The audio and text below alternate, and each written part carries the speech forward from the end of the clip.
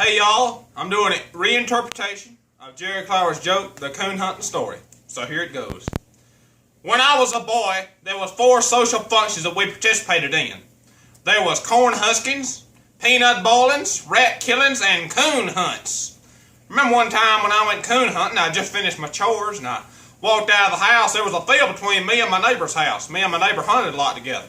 So I said, "Hoo!" Next thing I know, I heard him across the field. Whoo! That meant we was going to meet halfway, right in the center. And we'd leave there and head out to the swamps to hunt. Well, I had my dogs, Little Red and Old Trailer. And he had his dog with him. We went down there in the swamps and said, "Whoo! Get them, dogs!" And they took off into the swamps. Well, let me tell you something. We was hunting, having such a good time. Boy, it was beautiful. We done caught 4 great big ones. And it got dark, and I heard a noise. Well, it startled me. Back in the old days, we didn't have headlights like we do now. So I had an old car light wired on my head. I turned around there, and that light hit a man smack in the face. I said, "Ah!" It scared me half to death.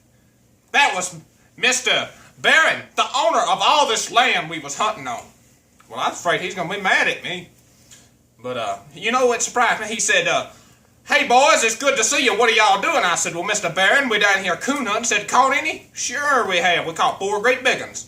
I looked around there. He had a fellow named John Eubanks with him. Oh, John now, he was a professional tree climber. You wouldn't believe the way that son of a gun could climb a tree. And Mr. Barron said, "Well, if you want, you can join up with us and coon hunt with us." So I said, that'd be fun. So we did. And Mr. Barron had his dogs. He had old Brummy and old Highballer. Old Brummy had a deep voice. Bow. You knew when he hollered to let one loose, old Brummy was chasing a coon. Didn't have to worry about no possum or no bobcat. Old Brummy was chasing a coon. So we hollered and them dogs took off into the swamps. Wasn't long we heard them dogs treeing. Oh! Oh! Went down there. Them dogs had treed at the biggest sweet gum tree in all of Amid County. Man, that thing was huge. The first branch had to be 200 feet in the air. I looked at that tree and I said, "John, I don't believe you can climb that tree." Well, old John was real sensitive. Got fighting mad. "There ain't a tree in all these swamps I can't climb." And he hung his fingernails and toenails in that bark and scooted up that tree. Well, old John got up that tree and he had a branch with him he used to punch that coon out with. John had a belief. You didn't shoot no coon out of a tree. You give that coon a fighting chance. He had the option of whooping all them dogs and walking off. So old John reared back and punched that coon.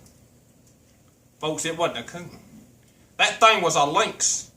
Call them souped up wildcats down here at Amid County. And people, that thing attacked John up in the top of that tree.